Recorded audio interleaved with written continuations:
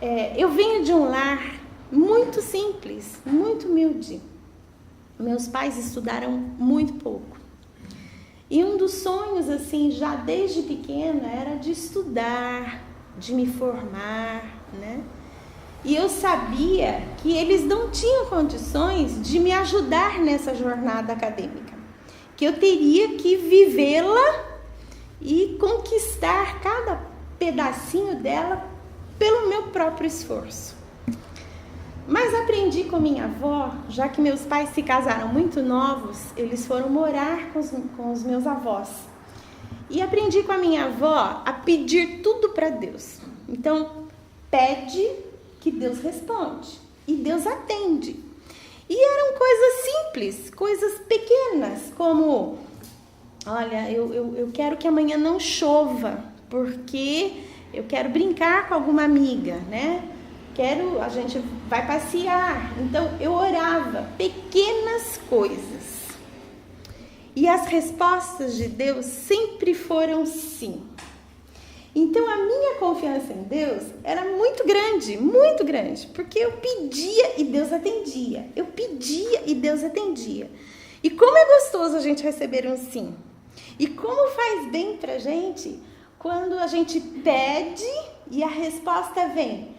Às vezes, até melhor do que aquilo que a gente pediu, né? E eu, assim, a minha primeira infância foi assim sempre. Eu não conseguia compreender por que às vezes meus pais ficavam temerosos em pedir para Deus. Por que às vezes meus avós ficavam inseguros em pedir para Deus? Era tão simples, era ajoelhar e pedir. E Deus respondia, e Deus atendia. E isso para mim assim era muito simples. E como é importante a gente aprender com as crianças, né? Hoje eu trabalho em escola e eu vejo assim, como são simples as indagações das crianças. E na minha primeira infância foi muito tranquilo lidar com as respostas de Deus. Porque as respostas de Deus sempre foram positivas na minha vida. Até que na adolescência eu tive que começar a trabalhar muito cedo. E já com carteira assinada, eu comecei a trabalhar com 13 anos. E ali eu tinha meu salário, eu que paguei todos os meus estudos, comecei a estudar à noite, paguei os meus estudos. E assim, sempre sonhando, e sempre Deus me atendendo. E sempre muito gostosa essa resposta de Deus, sempre muito positivo para mim. E um dos sonhos, porque a gente quando é mais novo, a gente tem muitos sonhos, né? Sonhos grandes, às vezes sonhos enormes até, né? E um dos meus grandes sonhos era fazer oceanografia no Rio Grande do Sul, porque o oceano para mim sempre me fascinou, né? E eu tinha assim comigo, 3 coisas eu não quero, e Deus sabe disso. Eu não quero estudar num colégio interno, porque eu não sei como eu vou lidar com isso. Eu não quero morar longe da minha família, né? Eu não quero me casar com um pastor, porque eu acho que a responsabilidade é muito grande, E ser esposa de pastor, então, é uma outra responsabilidade muito grande, né? E eu não quero ser professora, porque tem que ter muita paciência para lidar com crianças, para educá-las, né? E a gente sabe que é complicado realmente a gente dar uma boa educação, trabalhar com as crianças na formação delas. Mas enfim, na minha juventude, orando a Deus, pedindo respostas, eu fui para um colégio interno, né? Aí começaram assim as respostas de Deus vir de uma forma que eu não esperava. E hoje eu vejo o pastor Oder aqui, ele é da minha época de colégio interno, lá no IAE. E eu me lembro que o meu namorado, que hoje é meu esposo, fazia teológico, né? Aí eu fui, então, como diz o povo, eu me tornei uma teologuete, né? E fui aprender como ser uma boa esposa de pastor. e fui fazer pedagogia, né? Aí eu vi assim, nem tudo que eu sonhei e nem tudo que eu pedi, a resposta foi como eu esperava. Mas foram respostas ainda positivas, né? Porque deu tudo certo. Bem, o tempo passou, acabamos que meu esposo depois foi fazer a faculdade de letras também, porque ele se apaixonou pelo magistério. E trabalhamos muitos anos, não queríamos ter filhos logo, porque queríamos assim trabalhar mais como missionários. E a primeira escola onde nós fomos trabalhar precisava muito de estudos bíblicos, precisava muito de reuniões com pais, precisava muito de estratégias para que o povo realmente recebesse a mensagem. E isso, obviamente, comprometia o nosso tempo, né? E nós, então, decidimos não ter filhos logo que nos casamos. Depois de um certo tempo, planejamos, sonhamos e realmente eu engravidei. E foi assim um momento extremamente especial, e eu vejo aqui muitas mães sabem disso, né? É um momento assim extremamente ímpar, né? A gente vê ali uma grávida, né? Quando a gente começa a sentir dentro da gente, já começa a se mexer, a gente ama desde o momento que a gente sabe que engravidou, né?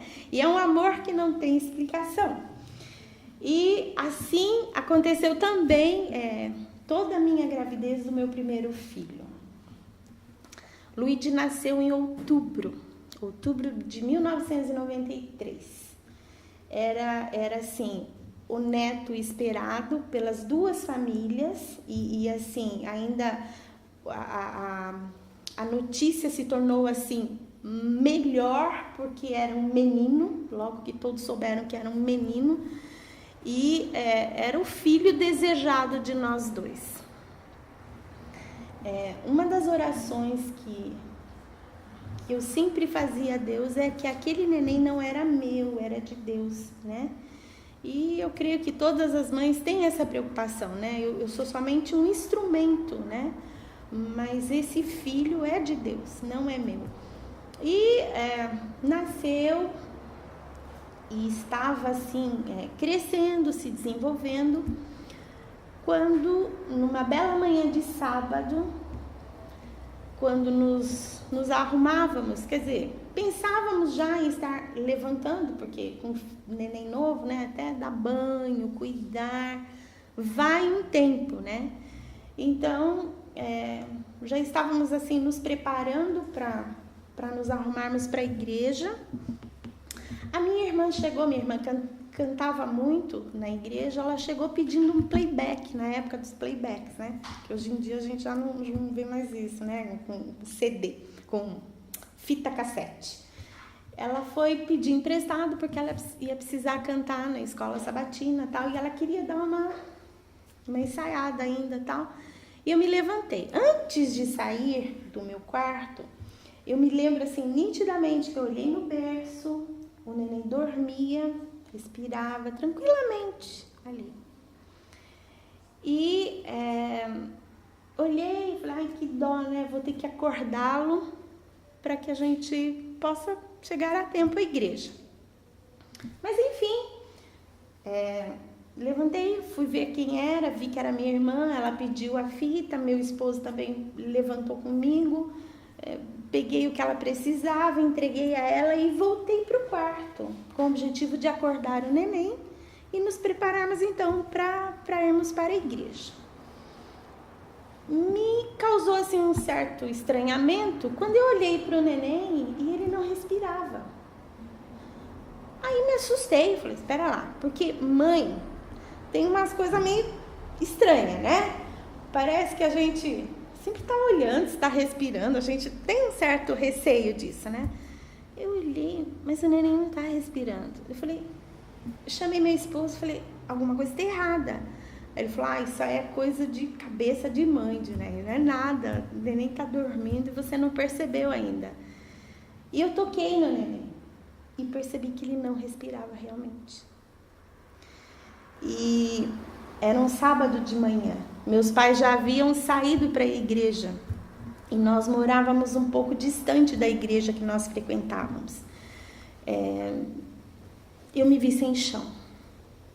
Tentei massagear, tentei fazer respiração, tentei reanimá-lo, mas nada aconteceu.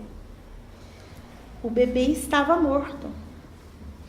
E eu não compreendia como. Não aconteceu nada. Ele estava até agora do meu lado, respirando, estava vivo.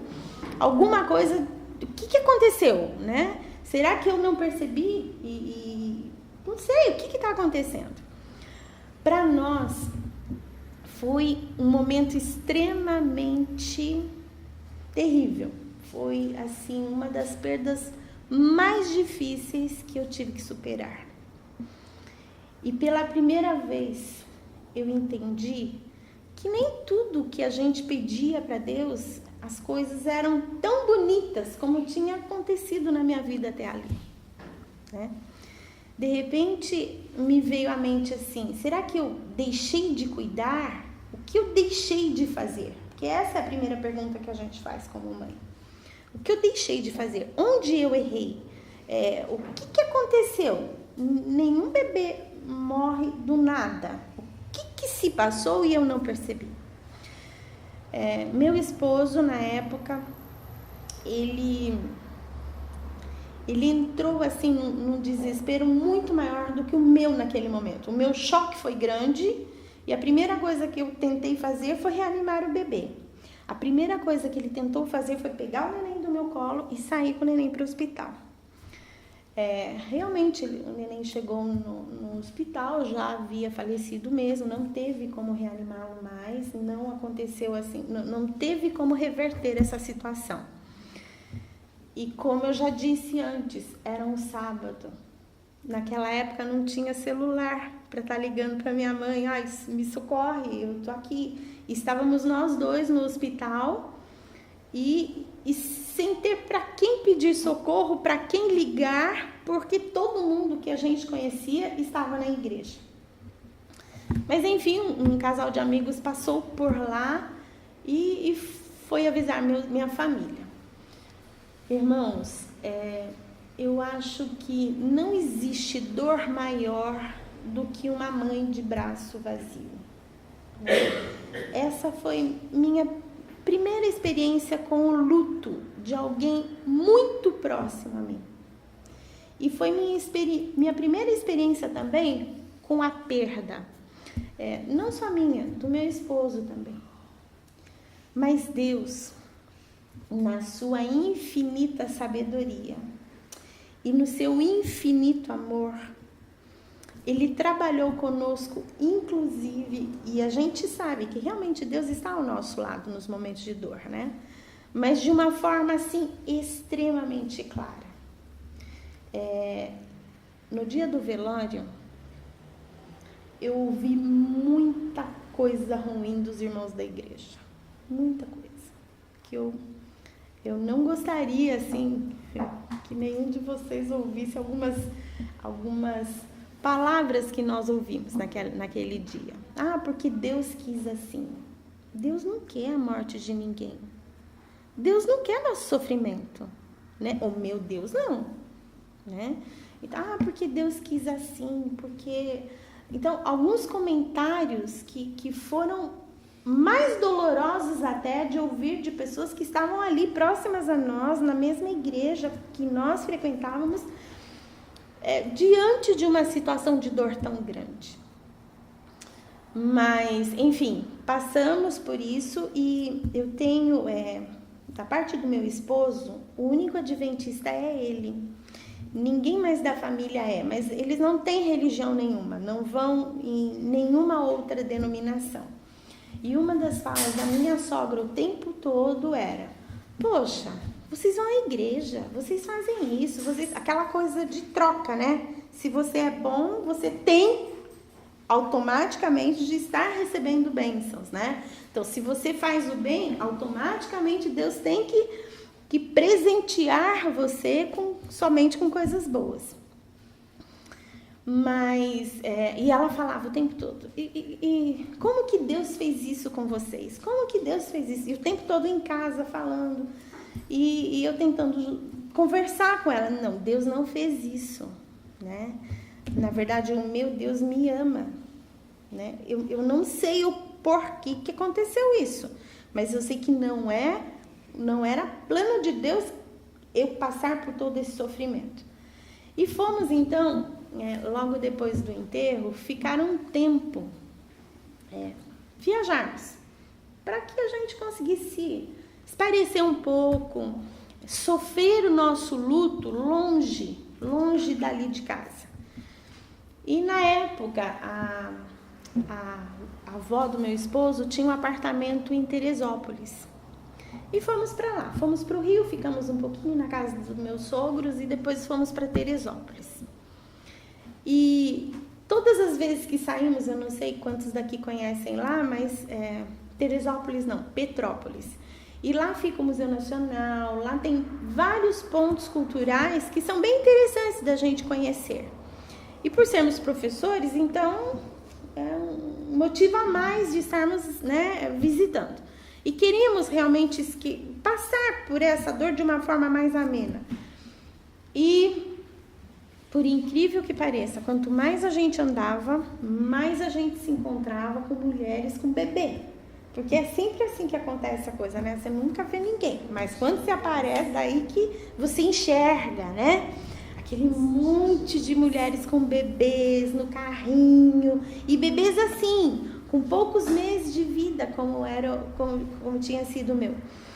E cada vez que eu olhava, às vezes eu não estava lembrando da dor que a gente estava sentindo, a gente estava assim mais descontraído, e olhava para aquilo, doía, né? Doía, chorávamos. Mas um dia, estávamos visitando o Museu Nacional, e meu esposo estava com a filmadora. E a gente não pode entrar no museu com a filmadora, não pode filmar as coisas que tem lá dentro, porque tem a coroa cheia de joias e tal. Eles acham que isso traz perigo, né? Então que a gente não poderia entrar. Tem um lugar lá onde a gente guarda as coisas. Ele pediu, olha, você fica sentada aqui que eu vou lá guardar a filmadora para a gente poder entrar e fazer a visitação. E assim ele fez. E eu estava extremamente angustiada, porque eu tinha visto várias mães com bebês e estavam muito perto de mim. E naquele momento eu orei a Deus, Senhor, eu não estou aguentando mais. A dor já é grande, é tudo muito recente. E parece que quanto maior meu sofrimento, mais eu vejo bebês, mais eu lembro do meu bebê. O que está acontecendo? E aquilo começou a se me angustiar, e eu comecei literalmente a chorar. Nesse exato momento, pararam 2 rapazes na minha frente. Eu estava sentada num banco, porque em frente ao museu é um jardim. Aí, estava sentada no banco, pararam 2 rapazes na minha frente. E os 2 estavam usando uma camiseta preta. E atrás, nas costas, tinha a seguinte frase, que eu gostaria de dividir com vocês. Apocalipse 21:4. Foi a primeira resposta de Deus para essa minha oração nesse meu momento de angústia. E lhes enxugará dos olhos toda lágrima, e a morte já não existirá. Já não haverá luto, nem pranto, nem dor, porque as primeiras coisas passaram. Vocês não imaginam o que esse versículo fez para o meu coração. Acalmou, trouxe uma paz, trouxe uma esperança tão grande de ter a oportunidade de viver num lugar onde eu não mais choraria, não mais sofreria. E aquela esperança, da volta de Jesus. E foi um momento ímpar, foi um momento extremamente significativo. O médico, o meu ginecologista, assim que ficou sabendo da perda do meu neném, ele quis conversar comigo. E ao visitá-lo, ele disse assim, olha, não era um hospital adventista, nem ele também não era cristão, mas ele falou assim para mim, olha, fisicamente você está bem, fisicamente você poderia assim engravidar com facilidade e ter um outro bebê. Mas o trauma que você viveu foi muito grande. Então, não fique ansiosa, porque você não vai engravidar pelo menos durante um ano e meio, tá? Então, não fique preocupada, você não tem nada, fisicamente você não tem nada. Mas você realmente, por conta do seu emocional que foi afetado, você não vai engravidar tão cedo. Mas o lá de cima, ele fez assim, o lá de cima sabe o melhor momento de você ter outro bebê. Então, fica tranquila. E conversamos tal, eu sabia que assim, eu estava bem e viajamos. Durante esses dias, em Petrópolis, depois dessa resposta de Deus, que me confortou demais mesmo, eu disse pro meu esposo assim, eu sinto que eu vou engravidar. E eu sinto que eu vou engravidar logo. Aí ele olhou pra mim e falou assim, olha, não é te desanimar não, né? Mas o médico já falou pra você, eu tô vendo um doutor aqui, né? Você entende melhor que eu nesse sentido, né? O médico já disse pra você, não fique ansiosa. Não fique ansiosa, porque você vai demorar um pouquinho para engravidar novamente. Então, não se anime tanto, para que não venha a decepção, chocar você. Mas eu sentia que eu ia engravidar. Era uma coisa tão lá de dentro, tão minha e de Deus, que era como se eu já ali, em poucos momentos, eu estaria grávida. Era uma coisa assim, muito forte dentro de mim. Mas enfim, irmãos, eu voltei dessa viagem e eu engravidei realmente. E eu lembro que numa das orações que eu fiz a Deus, durante esse período que estávamos lá, eu orei e falei, Senhor, está doendo muito. Eu sei que eu não estou bem. Eu acho que eu não estou realmente bem assim emocionalmente para ser mãe novamente. Mas eu preciso. Eu estou me sentindo tão sozinha. A dor é tão grande. O Senhor já me respondeu que o Senhor vai enxugar dos meus olhos as lágrimas. Eu gostaria muito que o Senhor atendesse a minha oração. E eu pensei muito em Ana, sabe? A gente começa a lembrar das histórias da Bíblia, né? De mulheres que queriam engravidar, de sonhos, de anseios de algumas mulheres, e eu, dentro de mim, assim, Senhor, por favor, ouça a minha oração, eu estou precisando disso. E realmente Deus atendeu. E pouco tempo eu estava grávida, novamente, e estava ali planejando tudo de novo. Dessa vez, era uma menina, né? Então, eu tive sonhos novos. Então, vamos sonhar tudo de novo, desde o enxoval, que não vai ser nem azul nem verde mais, né? Agora é rosa, né? Então vamos sonhar diferente. E Deus age na nossa vida de formas maravilhosas. Eu acho que se Ele tivesse me permitido ser mãe de um menino, eu não ia gostar tanto e me sentir tão feliz por estar grávida quanto foi saber que eu teria uma menina. Eram novos sonhos, eram novos planos, era tudo novo, né? E a Bianca foi um presente que Deus nos deu. E somos muito gratos a Deus até hoje.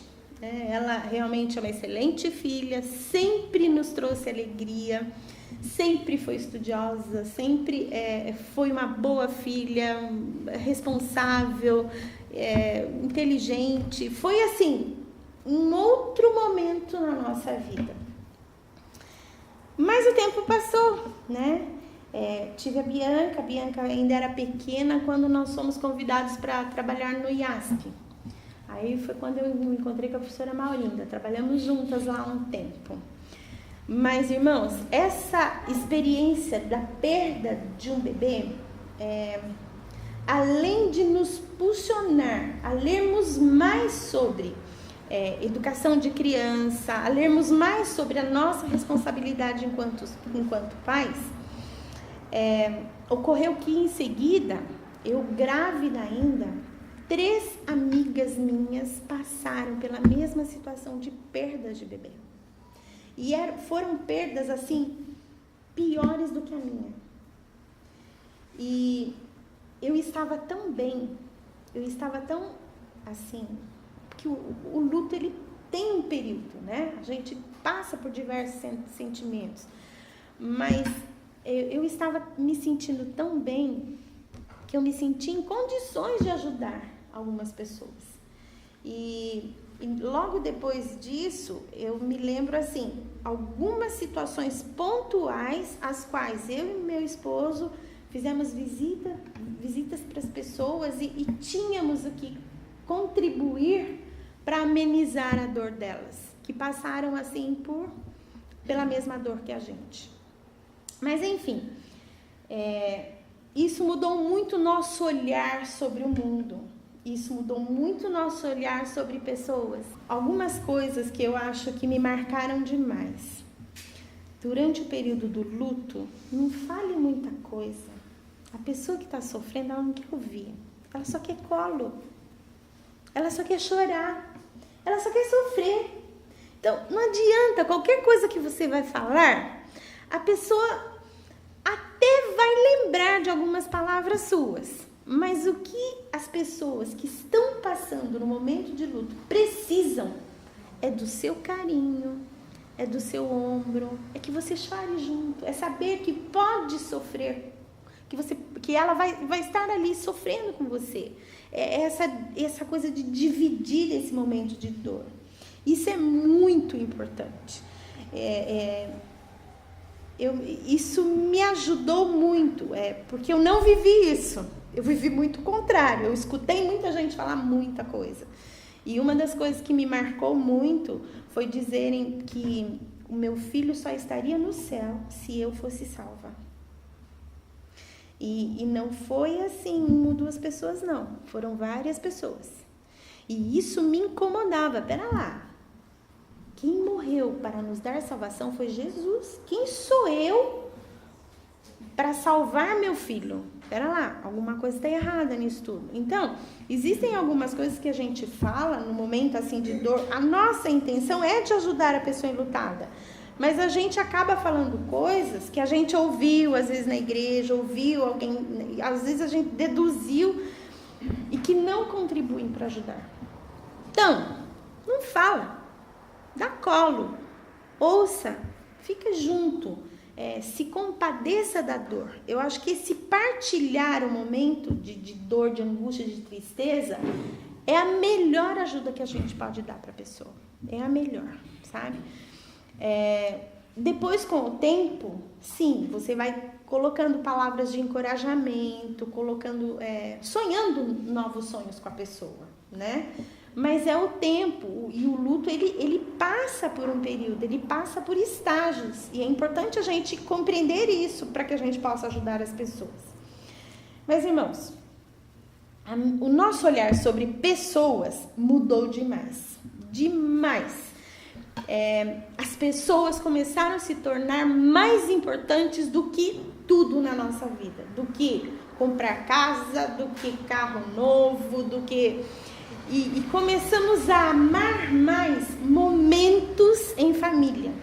Porque a gente, nesse mundo, a gente acaba sendo atropelado pelas nossas responsabilidades, pelos nossos afazeres. A gente começa a pensar, eu tenho que trabalhar, porque eu tenho que pagar isso, eu tenho que comprar aquilo, eu tenho que, tenho que estudar, Então, a gente começa a gastar nosso tempo com muita coisa que não leva a nada, sabe? Quando você perde as pessoas que você ama, você fala, poxa, por que eu não fiquei mais tempo com o neném no colo?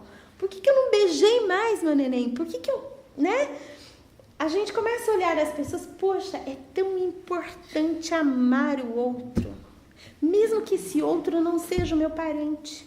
Mesmo que esse outro seja só meu vizinho, que mal eu falo bom dia, mas Sabe, eu me preocupo com ele. E a gente mudou muito nossa concepção, inclusive na escola, né, como professores. O meu aluno, ele não é só um aluno, ele é um ser humano que traz uma história de vida, né? Será que eu me interesso pela história que esse aluno traz? Então, muitas concepções nossas começaram a se tornar diferentes. E assim, fomos para o IAS, ficamos um tempo lá e voltamos. Recebi novamente chamado para trabalhar na minha primeira escola. Só que agora eu estava assumindo como diretora da escola. A escola estava passando por um período de muita transição, de muita mudança em pouco tempo, de vários diretores, estava causando um mal-estar entre a clientela ali da escola. E como eu já era de lá, então foi mais fácil assumir a escola. E trabalhamos muito para fazer a escola crescer um pouco, crescer no número de alunos e tal. E eu estava muito feliz cuidando da escola, trabalhando, meu esposo também, trabalhando como professor. Estávamos bem, minha filha. E de repente, num determinado dia, eu na escola, trabalhando, final de ano, veio uma ligação. Olha, nós estamos lhe comunicando que nós fizemos aqui uma reunião na associação. A coordenadora de campo, ela vai se mudar, vai para o IACS, né, no Rio Grande do Sul, ela e o esposo. Então, a gente tem a vaga aqui e precisamos preenchê-la e pensamos em você, porque você tem bastante tempo aí na coordenação pedagógica. E foi assim que eu fui assumir, então, a parte de coordenação pedagógica do campo, que era a responsabilidade de estar trabalhando a parte pedagógica de várias escolas ali da região. E eu confesso que eu fiquei assim um pouco decepcionada, porque eu não queria sair dali, eu estava tão feliz naquilo que eu estava fazendo, estava tudo dando tão certo, né? Embora fosse uma promoção, né? Ir trabalhar na associação, ir trabalhar como coordenadora de campo, não era um sonho que eu tinha para minha vida. Eu estava feliz ali do jeito que eu estava. Minha família toda ali morando próximo, minha irmã, meus pais, eu estava bem. Eu não entendia muito. E orei para Deus, Senhor, será que é isso mesmo que o Senhor quer para a nossa vida? Né? A gente está tão bem aqui, né? Tantas conquistas, está indo tudo tão bem. E realmente a gente sentiu que deveria ir. E fomos. Irmãos, nós nos mudamos em janeiro de 2006. Fomos morar em São José dos Campos. Eu não sei quantos daqui já tiveram a oportunidade de conhecer a cidade, é uma delícia. Morar lá foi uma das melhores coisas que aconteceu com a gente, né? A cidade é boa, muito boa, as pessoas são muito boas, né? E o grupo ali do escritório da associação também era um grupo muito bom. Então, eu estava muito feliz. Nos mudamos em janeiro e assim, com toda a programação do ano andando, tivemos todo nosso período de planejamento, foi tudo assim muito bom, muito feliz eu estava. Até que um dia, na sexta-feira, eu acordei com um peso no peito, uma angústia, né? E eu falei para o meu esposo, vamos para Bragança visitar minha família? Ele falou, por quê? Eu falei, não sei, uma vontade de ir para casa para ver meus pais. Eu acho que meu pai fazia pouco tempo que tinha passado por uma cirurgia e eu sentia assim que ele estava muito frágil. Então eu pensei, não, eu estou preocupada porque de repente, né, ele ainda está se restabelecendo e tal. Vamos. Daí ele ficou meio assim, mas fomos. Passamos o sábado todinho com a minha família. A minha irmã, na época, passou com a gente também. Os meus 2 sobrinhos, eu tenho... Os meus sobrinhos são gêmeos, são 2 meninos. E eles, assim, alegram muito a casa, né? Então, para mim, foi, assim, um sábado muito feliz. Como eu observei que estava todo mundo bem, tal, a gente tinha dormido na sexta-feira já lá com eles... Meu pai estava muito bem, minha irmã, meus sobrinhos e tal. Então tá. Então, meu esposo falou, você quer dormir pra gente ir embora no domingo? Eu falei, não, a gente volta hoje mesmo, porque essa semana vai ser uma semana bem difícil. Então eu acho que seria bom ir embora hoje mesmo para acordar amanhã lá em São José já. Voltamos para casa. Domingo, quando amanheceu o dia, eu ainda sentia aquela angústia, uma coisa pesada no peito. E eu não entendi o que era da minha esposa. Alguma coisa que você comeu que não te fez muito bem e você tá aí meio enroscada, né? Como eu sou gordinha, vocês podem imaginar assim, gosto de comer, né? Mas na verdade não tinha sido nada de diferente que eu tinha me alimentado. Alguma coisa ruim, um sentimento ruim. Até que minha filha, no domingo à tarde, ela tinha um trabalho para fazer com a amiguinha dela, foi lá fazer, meu esposo saiu para buscá-la, para trazê-la, porque já tinha dado o horário delas terminarem o trabalho. E eu estava sozinha em casa, e eu sempre gostei muito de planta, muito de planta. Então, se existe hora feliz do meu dia, é final de tarde, quando eu saio molhando minhas plantas. E eu estava exatamente nesse momento de estar molhando as plantas quando o meu celular tocou. E veio a notícia. Minha irmã tinha falecido. E eu não entendi como isso. E a pessoa que me ligou não conseguia explicar a causa da morte da minha irmã. E eu queria entender por quê. O sábado todo nós passamos juntas, né? Fomos à igreja, voltamos, passamos a tarde toda, brincamos com as crianças, fizemos o pôr do sol, lanchamos. E ela estava muito feliz, um monte de projeto de vida. E não souberam me explicar logo assim. Aí eu pensei, mas espera lá, de repente ela não morreu nada. A pessoa que está me dando, parecia mentira. Imagina uma notícia que vem muito repentina. Parecia mentira. Aí liguei para uma outra pessoa que era vizinha da minha mãe. Ela falou assim: Dinéia, sua irmã se matou. Ela se enforcou. Ela estava muito deprimida. E ela se enforcou. Sua mãe não sabe, nem seu pai. E tá todo mundo aqui esperando você chegar para você contar. Novamente eu senti assim o chão fugir dos pés, né? Então vocês imaginem, a diferença de idade entre eu e minha irmã é de 10 anos. Então eu tinha 10 anos quando ela nasceu. Eu ajudei a cuidar dela. Eu dava banho nela, eu dava comida para ela. Era como se fosse minha bonequinha, mas, né? Era uma filhinha que eu tinha. E de repente a notícia desta forma me chegou. Novamente foi assim, bem traumático. Pegamos o carro, fomos para minha cidade. Meu pai tinha acompanhado meu cunhado, levando minha irmã para o hospital. E meu pai, quando viu que a minha irmã não reagia, a pressão dele foi lá em cima e ele ficou internado. Na hora ele ficou internado. Então, meu pai estava hospitalizado, não tinha certeza se a minha irmã estava morta ou não, mas já estava internado. Minha mãe em casa, assim, o Marco, que é meu cunhado, ele levou sua irmã para o hospital, mas eu acho que ela só passou mal, né? Então, a minha mãe não sabia e eu não tinha ideia como contar. E eu não podia nem chorar, porque eu tinha que resolver isso, né?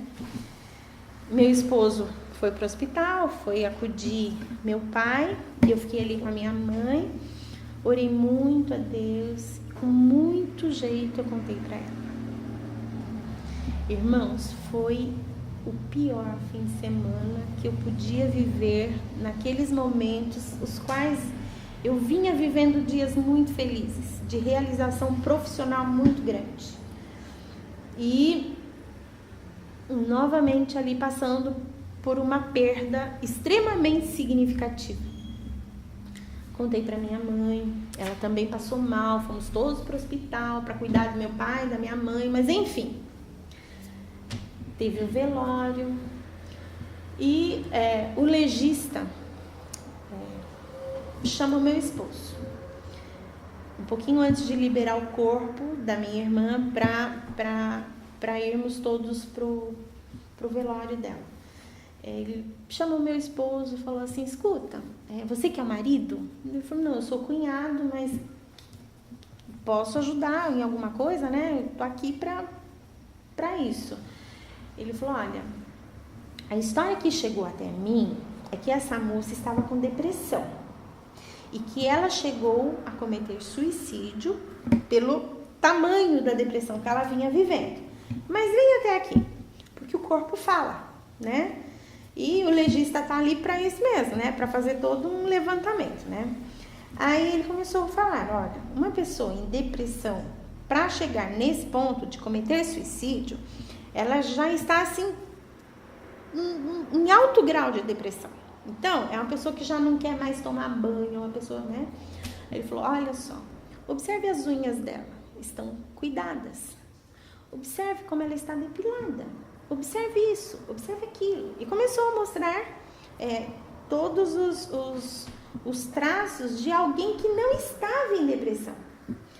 Aí ele fez lá os exames todos que tem que fazer na autópsia e falou, olha, o sangue deveria estar nas pernas, o sangue está no tórax, né? E olha o sinal. O sinal deveria ser em V. O sinal é reto. Na verdade, eu gostaria de deixar claro para você o seguinte, eu não posso liberar o corpo imediatamente, eu vou ter que chamar a polícia técnica, porque essa moça, ela não cometeu suicídio, isso aqui foi um homicídio, ela foi estrangulada. Irmãos, começou uma outra história. Se até então a gente estava traumatizado pela morte prematura dela, ali começou então, pera lá, então a gente tem que pensar tudo diferente, né? Se foi um homicídio, quem cometeu esse homicídio, né? E ela muito nova, 34 anos, os dois meninos com 3 aninhos só. Então, foi assim uma situação que deixou a gente muito sem chão. E oramos muito. E novamente Deus ouviu a nossa oração. E existe um texto na Bíblia que eu gosto demais, que assim, muito significa para mim, porque em vários momentos de medo, de tensão, de desafio, ele sempre surge de alguma forma, ou algum pastor que cita, ou alguma história, sempre vem esse texto. Eu gostaria de ler com vocês. É o texto que se encontra em Josué capítulo 1, versículo 9. Eu acho que ele é extremamente conhecido de vocês, mas é um dos meus preferidos. Diz o seguinte, não te mandei eu? Ser forte e corajoso. Não temas, nem espantes, porque o Senhor teu Deus é contigo onde quer que vá. Deus muitas vezes nos dá respostas que nós não gostamos de ouvir, né? Porque a gente gosta de ouvir sempre o sim. Às vezes Deus diz espere e às vezes Ele diz não. Nós vivemos alguns meses atrás algumas perdas bem significativas aqui na nossa comunidade. Alguns que faleceram por câncer, né? E quantas orações nós não fizemos assim, intercedendo para ver se o quadro mudava? E a resposta foi não. Até que ponto nós, como cristãos, estamos preparados para receber as respostas de Deus quando elas não são positivas para nós?